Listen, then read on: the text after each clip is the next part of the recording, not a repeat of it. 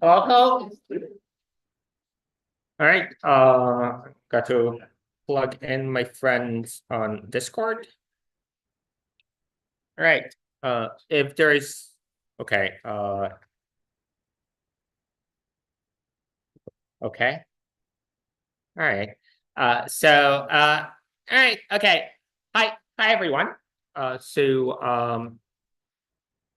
me open the slides.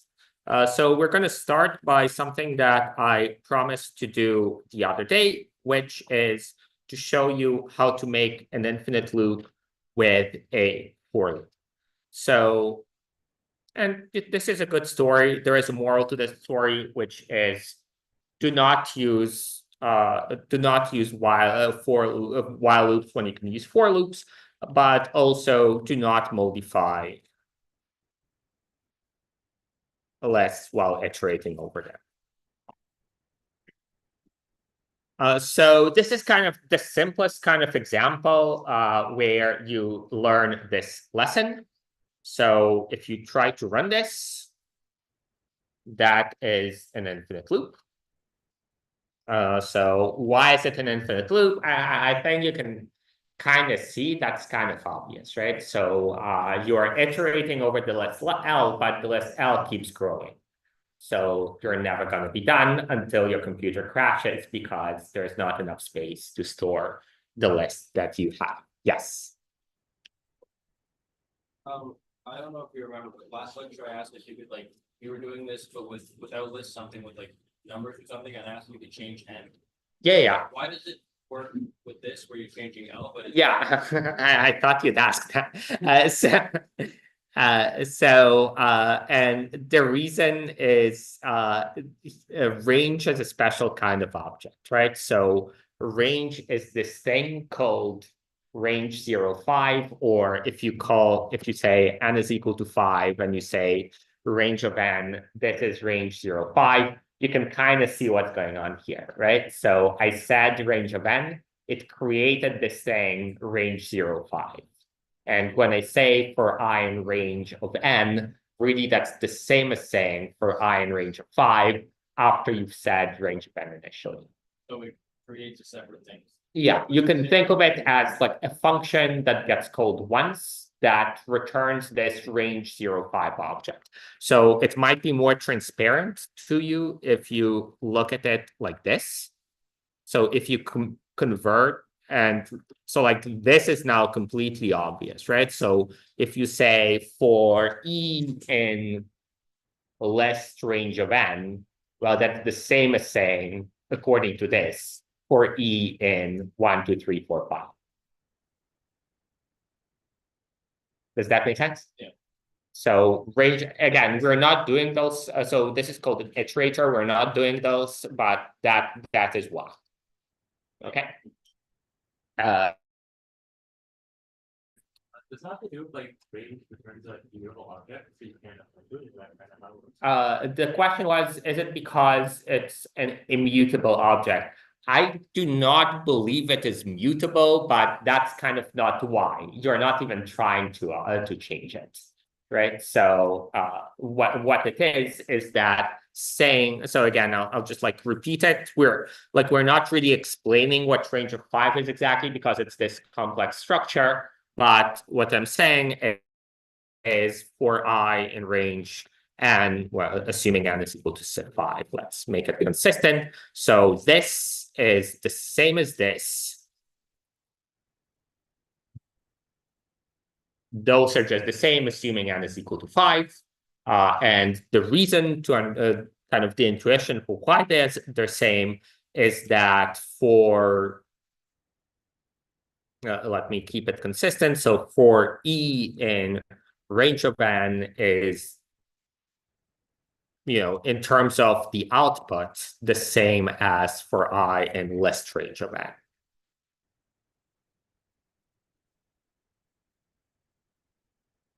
But it's less efficient.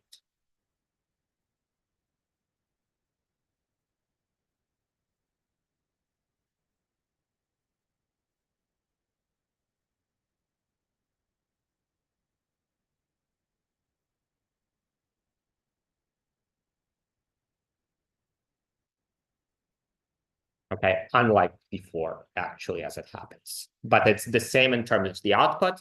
And then this is the same as for I in 0, 1, 2, 3, 4, which like obviously you cannot modify that. Make sense? Yeah. Like it returns a list. Exactly. It returns something that's like a list, but is not a list because it doesn't actually live in memory. It basically built the list on the fly. Again, I'm not doing this in a complete way, in part because it's like small details that are not important at this level. Maybe some of your levels, but not for 180. Like, to be honest, like not and like not important at all, actually, anyways. Okay. Does that make sense? Okay, I'm sorry if I accidentally insulted anyone's skill level or anything. So okay. I mean, I know that you get that in other lectures, like enough of it, and of course during the midterm period. So anyways, so okay. So I want to do another example. So in a way, kind of what I told you is just do not modify lists while iterating over them. And if you don't do that, then you don't need this example in a way, except if you're debugging someone else's code where the person has done that. So I think it's worthwhile seeing this example, especially when you start talking about this kind of thing. So for that, I need to introduce you to dot remove. So if I say L is like 1, 2, 3, 4, and then I'll say L dot remove 2. So what it does is it removes the first element of L that's equal to 2. All right. So if I run this, L is going to become 1, 3, 4.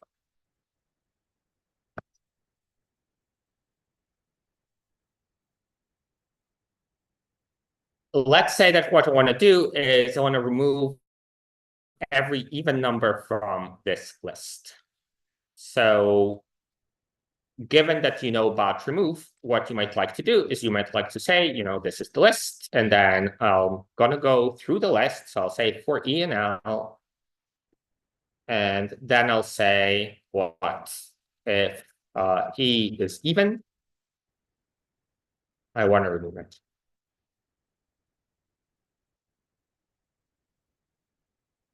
And let's say that now I want to print the list.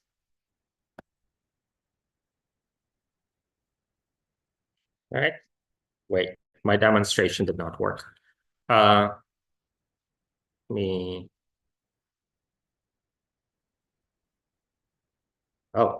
different version of Python. L dot remove E. If E mod 2 is equal to 0, L dot remove 2. I might need to redo this example. So the issue is that sometimes it would skip. I tried it on a different computer though, and with a slightly different example. We will get back to that. Sorry about it. Okay. So yeah, it's a little bit brittle. The point of the story was that sometimes when you do that, what would happen is it would skip something because you're removing it, but you're moving on to the next item. But I tried it on a different version. Okay, anyways, sorry about that. So that was odds and ends from lecture 1, and this is lecture 2 for week 9. So, okay. So I want to talk about creating, did someone on Discord fix it? What? So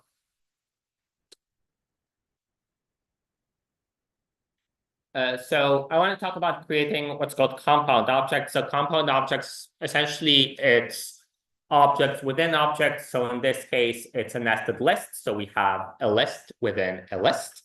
You could also create like a dictionary with lists inside. Technically, anytime that you have a string that's also like an object, an integer is an object. So in a sense, everything is a compound object. But anyway, so if you want to create this kind of object, what do you got to do? Well, you got to put everything in memory. Putting everything in memory means that you need to make sure that, you know, A and B and C are in memory first. Once A and B and C are in memory, you get to create those lists. So the list with A and B in it and the list with C in it. And once you've done that, you can create the list whose first element is this guy and whose second element is this guy. So let's go to my template.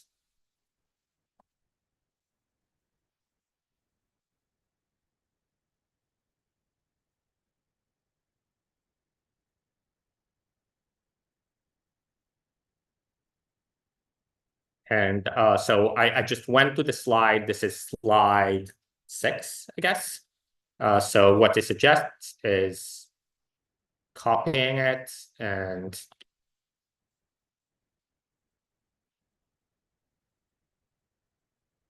creating a new document with this. And what I'm doing is, I'll keep it like that. So what I'm doing is I'm creating this kind of object. So this would be AB. I'm sorry that it's a little bit small, but well, I'll make it large for a second, but then we'll go back to having both the memory table and the variable table. So that's what we want to do, right? So how do we do it? So we got to put all of this stuff in memory. So maybe I put A over here, and maybe I put B over here, and maybe I put C over here. Those could be a little bit random, and I'm not really paying attention to the cell numbers, stuff like that. So once those are in, I'm able to create this list, and I'm able to create this list.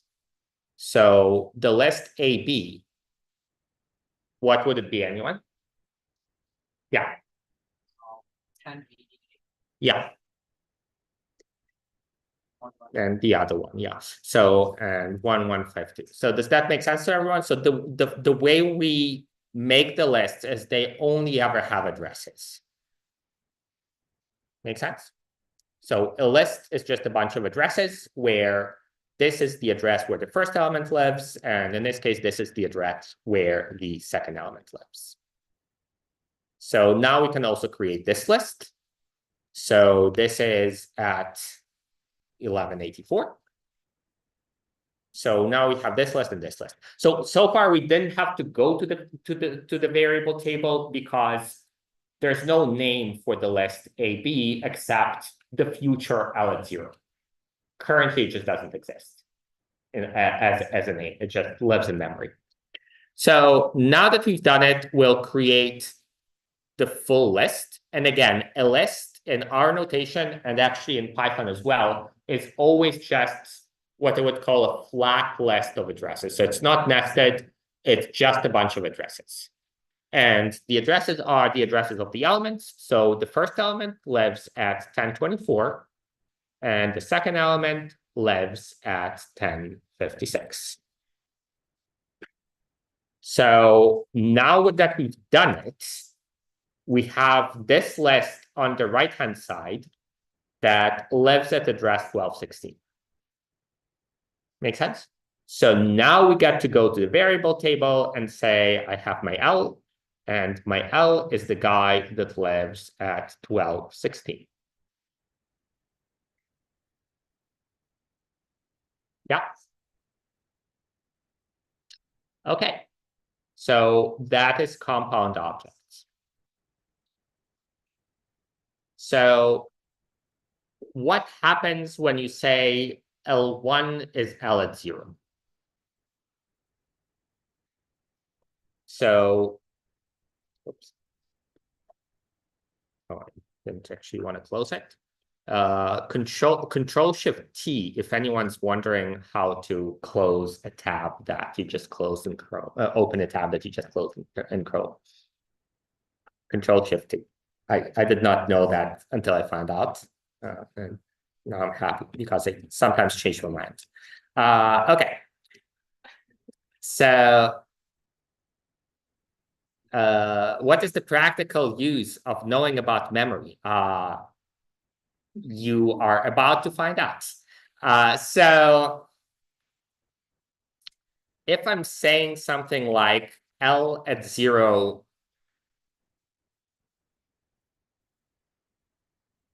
why is there repetition for addresses? Sorry, I don't mean what you mean by repetition. So if you want to clarify. Okay, I'll get back to you in a while. Okay, when it's stored the list within a list. Okay, I'll get back to your question for sure, just like not right away. Okay, so we are saying L1 is equal to L at 0. So what happens when you say L1 is equal to L at 0? So the rule is, if you remember, so there was a slide with the rules, right? We're not going to flash it back because there was like the one thing on it. What you do is you copy the address from the right-hand side to the left-hand side. And if the left-hand side is in the name of a variable, then that means that you go to the variable table and you create this new variable with this new name or overwrite whatever it was previously. So that means that we go to the variable table, we say L1, and we copy where L at 0 lives to over here. So where does L at 0 live? 1024. So what we do just mechanically is we copy this 1024, and I'll do a copy paste. I could have typed it as well. And we just copy it over here, right? So always just where does the right-hand side live? Copy that to whatever is the left-hand side. What we mean by copy to whatever is the left-hand side is if it's a variable name, copy this, the 1024, to the variable table. Make sense? What is the practical use? That was like the first question on Discord, which is still going apparently. So what is the practical use of it? Well, the practical use of it is if you happen to do something like that, then you probably want to know what's going to happen if you say L at 1 at 0 is equal to, let's say, C. So what is going to happen if you say L at 1 is 0 is equal to C? So where does the list L1 live? Like where is, at what address is it stored? 1124. I heard it somewhere. So it's this guy. Is there any other name for this guy that lives at 1024?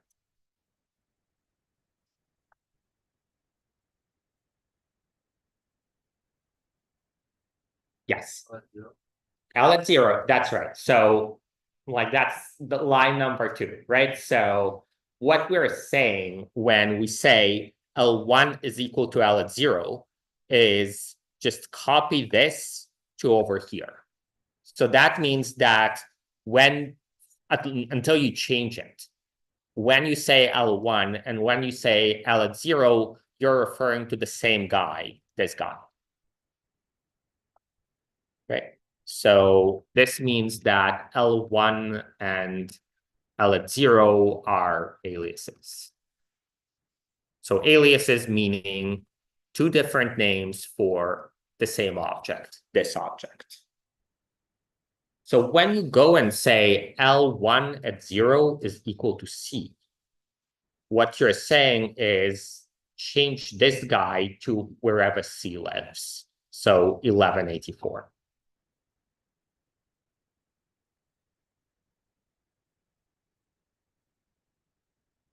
Make sense? So thank you. So that, yeah. I thought actually just go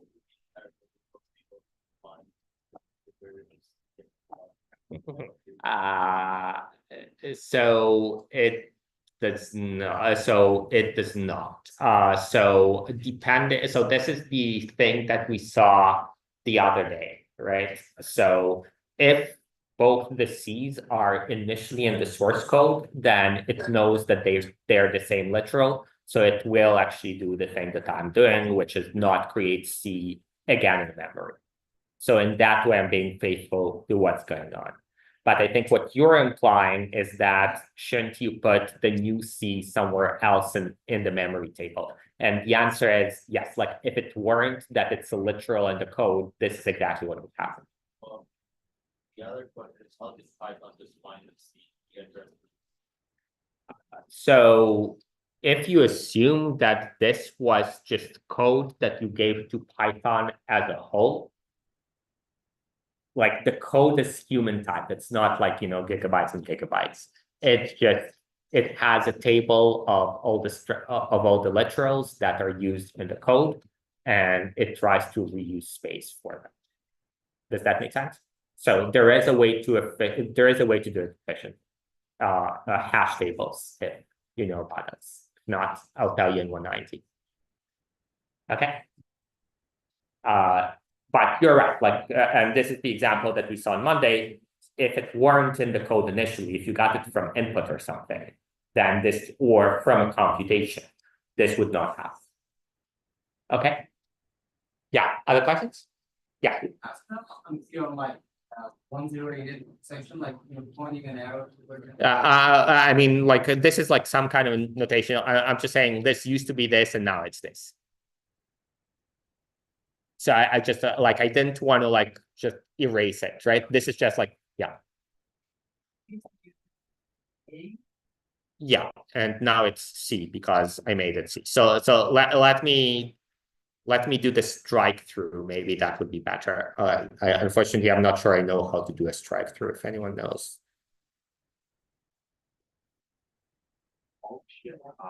What? Alt Shift 5. Thank you. Okay, I told you something, now you told me something. Okay. Alt Shift 5 to do a strike through. I'll learn something today. And that is arguably a better system. So thank you. Okay, does that make sense? All right.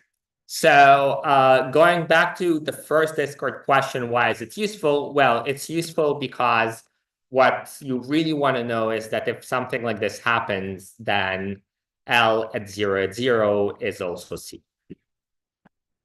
Why is L at 0 C? Because when you're saying L at 0, you're saying, I'll go to address 1216, I'll get the first element is a list, I'll go to the first element of this list, and lo and behold, it's a C. Make sense? Why is it useful to know this? Well, because if you don't, and you have compound objects in your code, which is a useful thing to do, as you know from project 2, for example, then you just wouldn't see this. But then, like, on like an exam or something, like, would we be working with like advanced compound objects, like lists within the list of labels, and then we have to like use quotation to iterate through them? Well, so I mean, so the question was on the exam, would you be working with kind of complex compound objects? And the answer is people have done that before. That's one way in which knowing about the memory model is useful. It helps you get high grades in the ESC180. But would we be using recursion? We'll see how far we get. Yeah. Scope of this course, are we going to need to be able to know when it's wanting to look through the memory table and put the value that's already there? No, there's no way to know that because so the question was stuff like this, like would you need to know like if the C would be kind of repeated in the memory table or not? And the answer is there's not really a way to know this because this is actually specific to the version of the Python that you're using. So the way Python specifications are written is we know how this works. It works according to the rules that I told you about. Beyond that, it's up to Python to decide how to do things in the most efficient ways. and different versions of Python are going to do it differently. All right. Other questions? Okay. Is there a thing on Discord?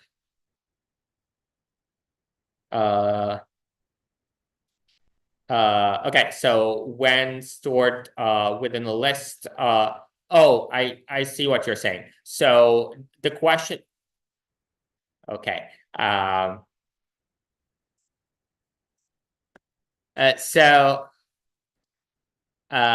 So wouldn't it cause inefficiency? The answer is sometimes it's not the most efficient thing, sometimes it is the most efficient thing. Let me not get sidetracked into talking about when is when. The short answer is you have to decide how to store those nested structures somehow, and there are trade-offs in terms of runtime depending on how you structure them, but there's not an optimal solution. It depends on the situation. Okay, but this is not like inherently inefficient. Sometimes it's the most efficient thing you can do. All right, but more on that in 1.9, much more than you want of that in 1.90 actually. So okay. All right, questions about this? Are we good?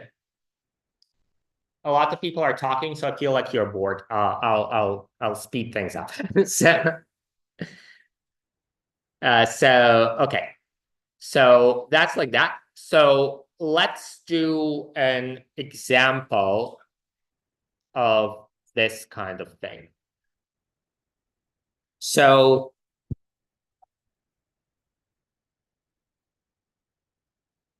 if you have a list that's like this,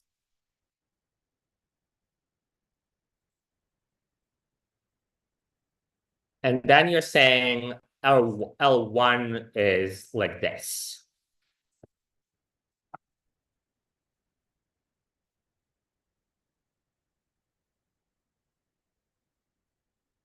So let's see what's going to happen. So first of all, L and L1 are currently equal, right? So L is this, L1 is this. Of course they are. I made them so, right?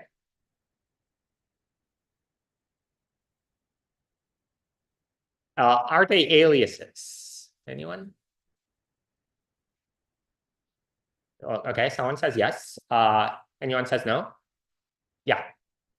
Oh, because L is gonna refer to one address, whereas L1 is gonna refer to the addresses of each element. That's that well, I mean, L is also referring to the addresses of each element, but it's a separate address. But it's a separate list, right? So no, because we made this guy and then we made this guy. So L and L1 are separate lists, not aliases. But do you see aliases here? So that's not obvious maybe, but L at 0, so that did not create a new object in memory, right? That is just an address. So L at 0 is an alias of L1 at 0 and vice versa. And similarly, L at 1 is an alias of L1 at 1. So let's confirm this. So if I check ID of L, something, ID of L1, something else, they live at different addresses. But ID of L at 0 and ID of L1 at 0 are the same.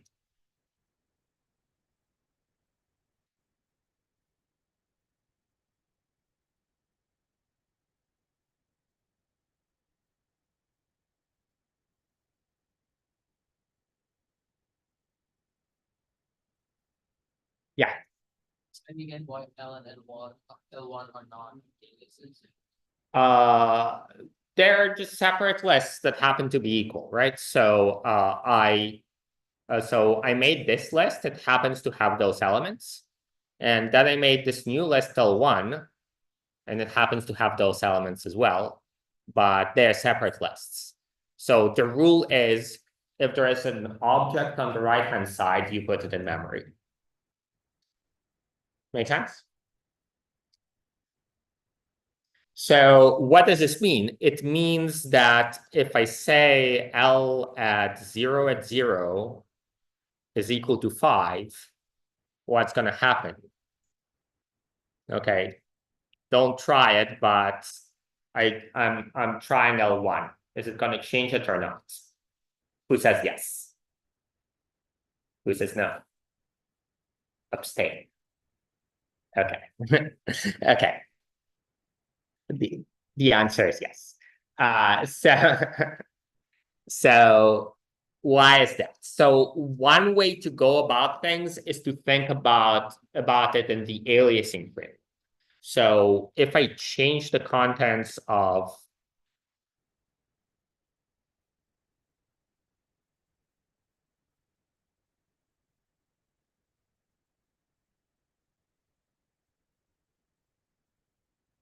if you change the contents of an alias of something, you change the contents of the something.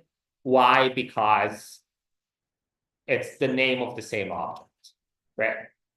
So that's one way of thinking about this. And then, like we said, L at 0 is an alias of L1 at 0. So saying L0 at 0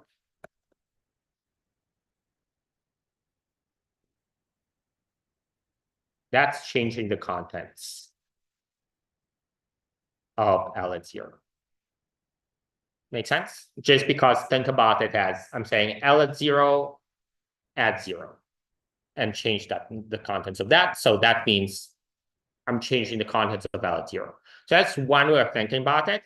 This is often how people would talk. I don't actually recommend, at least initially, thinking about it like this, because it sounds kind of just like I'm trying to be precise about it, and I feel I am, but it kind of all sounds kind of just like words.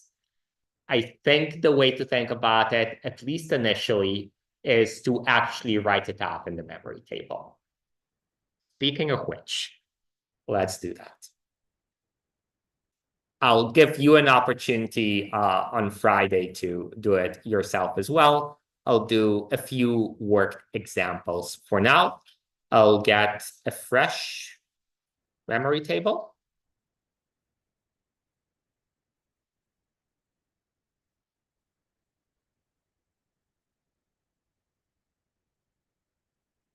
And I'll copy my code from over here. And I'm saying L0 at 0 is equal to 5. So, okay, what do? So we create this compound object. Gonna be slightly annoying, but not that annoying. So this would be 1, 2, 3, 4. And now we are creating, I think I'll need an extra row actually.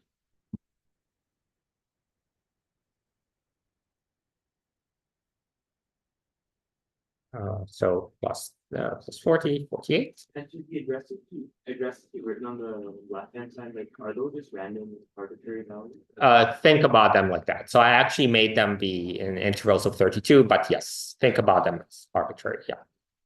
So like if you think about like what the actual addresses are, like they look like this. So they usually would be quite large. Okay.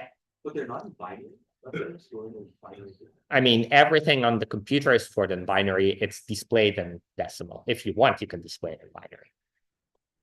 Or ordinarily, so like with Python print, it just prints as a number. In C, we'll see it's like usually printed in hexadecimal actually. So yeah.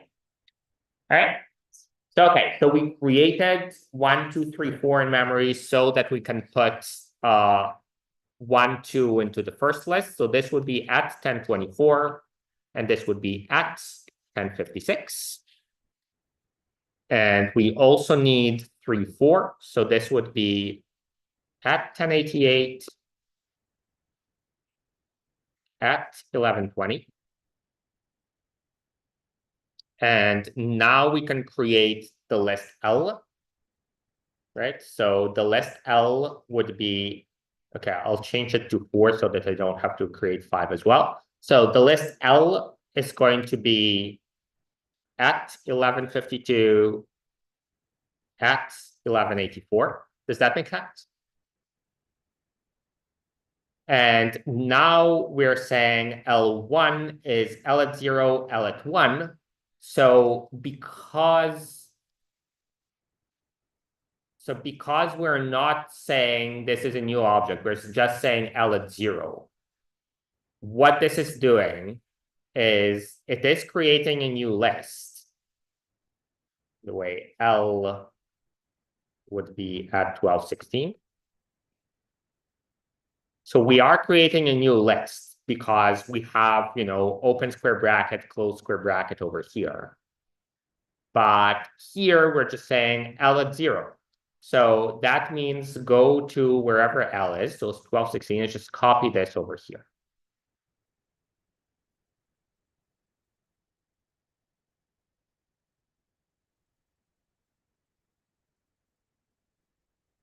And L1 is now 1248.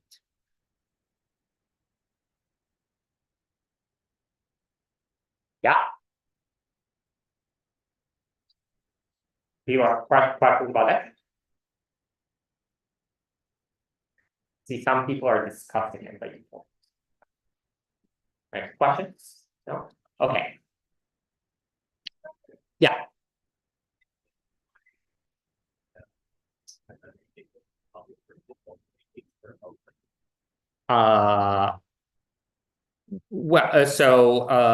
Because L1 is created like this, right? So it's a bunch of elements in square brackets.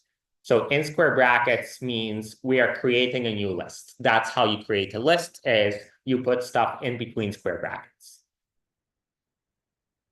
Make sense? So anytime on the right-hand side you have a new object, it's got to go into memory. Does that make sense? So, okay. So now we're saying L at 0 is equal to 4. So what's L? L is 1216. What's L at 0? That's the thing that lives at 1152. At 0 is this guy. I'm shift 5ing it. And I'm saying that is now equal to 4. So at 1120. It's too much.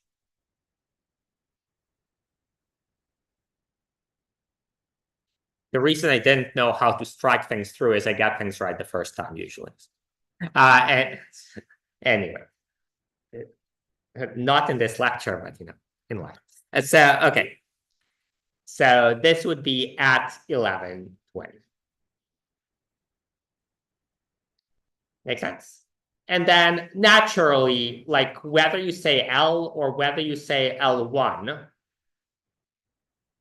those are the lists. So of course you go like L1 at 0 or L at 0. Those are the same.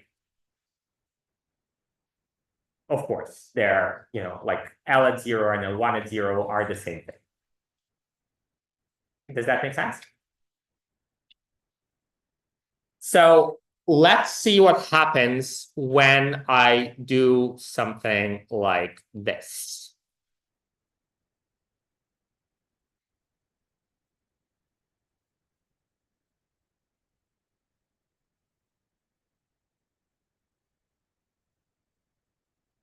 Predictions?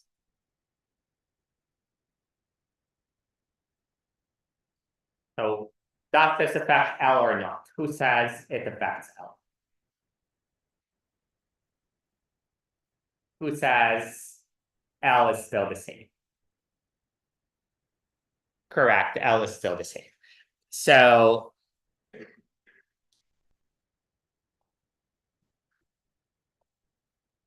why is that? One intuition here would be Why wouldn't it be the same? L and L1 are separate lists. I decided to change the first element of L1. That doesn't mean anything for L. Right? So that's the initial intuition. The way this intuition is complicated is if it were the case that you're changing the contents of an aliased object, that would affect the object that's an alias of. But here, that's not the situation, right? The situation here is I'm just saying L1 at 0, whatever this is now 4, like so. L doesn't care. So that's the intuition. Again, once you get used to it, that is how you will think. For now, we are going back to our memory table.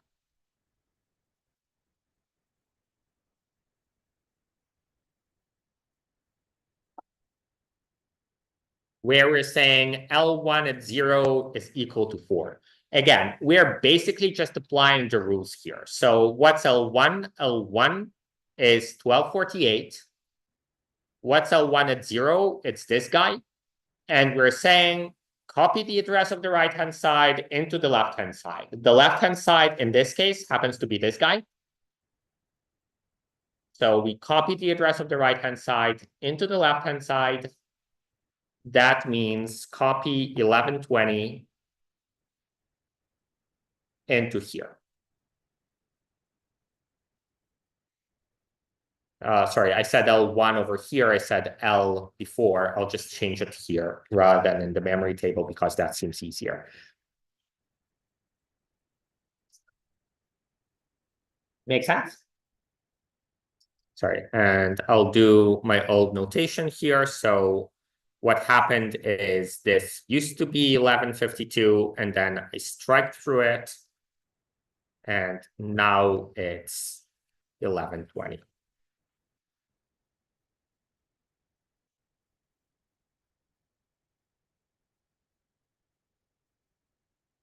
Make sense?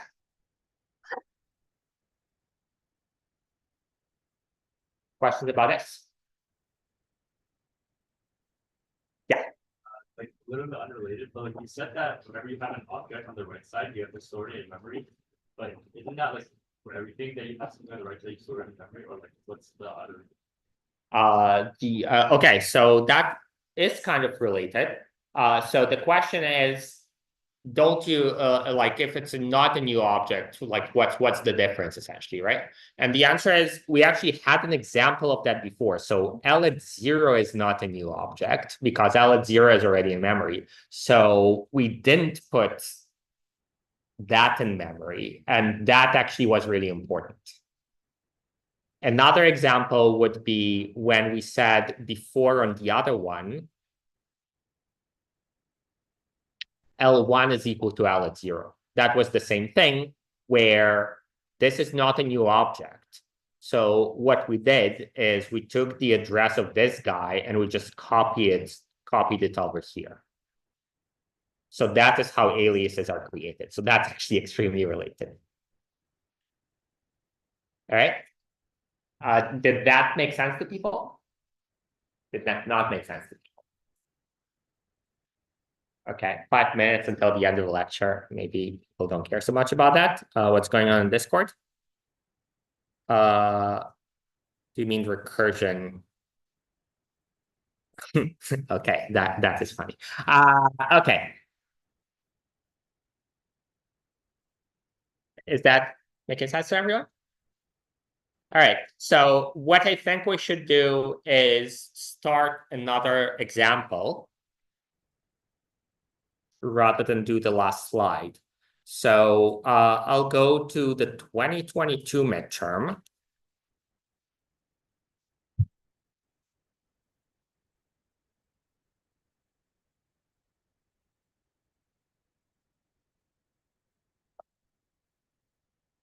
And I'll do this guy. So in order to do this guy, we need to remember a bit what this means. So this is just slicing, right? This is like all the elements of that.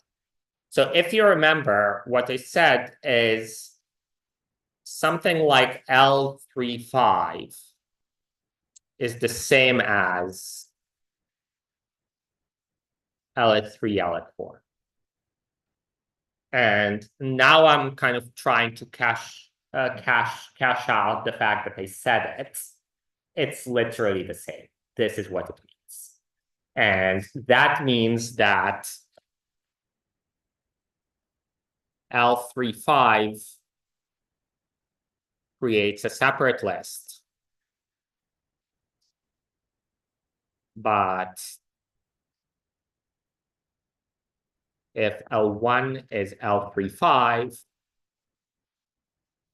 then L1 at 0 is an alias of L3, and L1 at 1 is an alias of L4. Okay, and that's just the example that we saw just now, right? Does that make sense? So I think I'll let you out a minute early, but we'll think about it until Friday. So the basic idea, a minute, not 2 minutes, it's 4:58. So what's the basic intuition there? The basic intuition is L at 0 equals 7, that doesn't matter because L1 is a separate list from L. It just happens to have its aliases. But L at 1 at 0, that does matter. And then L1 at 1 at 0, does it matter? Well, I'll let you think about it. All right. Okay, I'll see you. Thank you. Bye.